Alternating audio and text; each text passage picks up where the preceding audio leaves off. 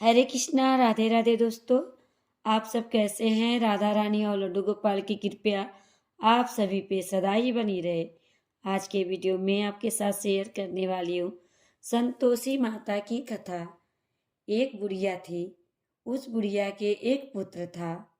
बुढ़िया पुत्र के विवाह के बाद बहू से घर के सारे काम करवाती, परंतु उसे ठीक से खाना नहीं देती थी। यह सब लड़का देखता, पर माँ से कुछ भी नहीं कह पाता। बहू दिन भर काम में लगी रहती, उपले थापती, रोटी रसोई करती, बर्तन साफ करती, कपड़े धोती और इसी में उसका सारा समय बीत जाता। काफी सोच विचार कर एक दिन लड़का माँ से बोला, माँ, मैं परदेश जा रहा हूँ। माँ को बेटे की बात पसंद आ गई तथा उसे जाने की आज्ञा दे दी। इसके बाद वह अपनी पत्नी के पास जाकर बोला, मैं परदेश जा रहा हूँ, अपनी कुछ निशानी दे दो। बहू बोली, मेरे पास तो निशानी देने योग्य कुछ भी नहीं है। यह कहकर वह पति के चरणों में गिरकर रोने लगी। इससे पति के जूतों पर गोबर से सने हाथों से छाप बन गई। पुत्र के जाने के बाद सास के अत्याचार बढ़ते गए। एक दिन बहू दुखी होकर मंदिर चली गई। वहां उसने देखा कि बहुत सी स्त्रियां पूजा कर रही थी। उसने स्त्रियों से व्रत के बारे में जानकारी ली तो वे स्त्रियां बोली कि हम संतोषी माता का व्रत कर रही हैं। इससे सभी प्रकार के कष्टों का नाश होता है।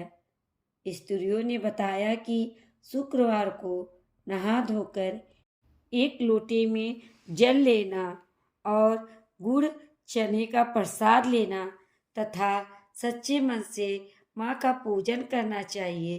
खटाई भूल कर भी मत खाना और ना ही किसी को देना।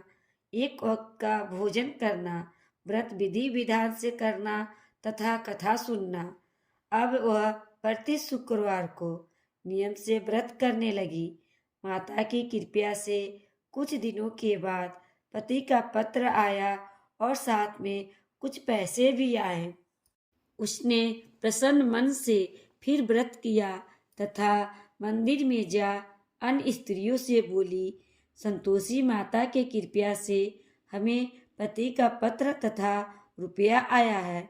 अन्य सभी स्त्रियां भी श्रद्धा से व्रत करने लगी।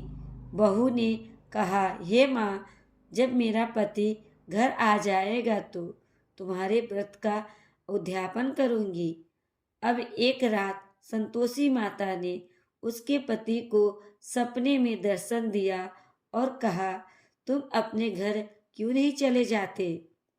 तो वह कहने लगा, सेठ का सारा सामान अभी बिका नहीं है, रुपया भी अभी तक नहीं आया है, मैं घर कैसे चले जाऊं?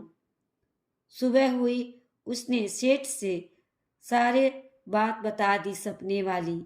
घर जाने की इजाज़त मांगी, पर सेठ ने इनकार कर दिया। माता संतोषी जी की कृपा से कई व्यापारी आए, सोना चांदी तथा अन्य सामान खरीद ले गए। कर्जदार भी रुपया लौटा गए। अब तो साहूकार ने उसे घर जाने की इजाज़त दे दी। घर आकर पुत्र ने अपनी माँ एवं पत्नी को बहुत सारे रुपए दिए।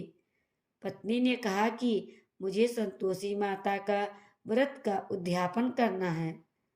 उसने सभी को न्योता देकर उद्यापन की सारी तैयारियां की। पड़ोस की एक स्त्री उसे सुखी देख ईर्ष्या करने लगी थी। उसने अपने बच्चों को सिखा दिया कि तुम भोजन के समय खटाई जरूर मांगना। उद्यापन के समय खाना खाते खाते बच्चे खटाई के लिए मचल उठे तो बहू ने पैसा देकर उन्हें बहलाया। बच्चे दुकान से उन पैसों की इमली खटाई खरीद कर खाने लगे। तो बहू पर माता ने प्रकोप किया। राजा के दूत उसके पति को पकड़कर ले जाने लगे तो किसी ने बतलाया कि उद्यापन में बच्चों ने पैसों की इमली खटाई खाई है। तो बहू ने पुनः व्रत के उद्यापन का संकल्प लिया। फिर से व्रत का उद्यापन नियम पूर्वक किया। माता संतोषी प्रसन्न हुई। पति लौटकर घर आ गया। कुछ ही दिनों बाद 9 महीने के बाद एक सुंदर पुत्र हुआ। सभी परिवार मिलकर आनंद से रहने लगे। तो दोस्तों, यह थी संतोषी माता की व्रत कथा अच्छी लगी हो तो लाइक कर दीजिएगा, चैनल को सब्सक्राइब कर दीजिएगा। अगले वीडियो में मिलते हैं। राधे राधे।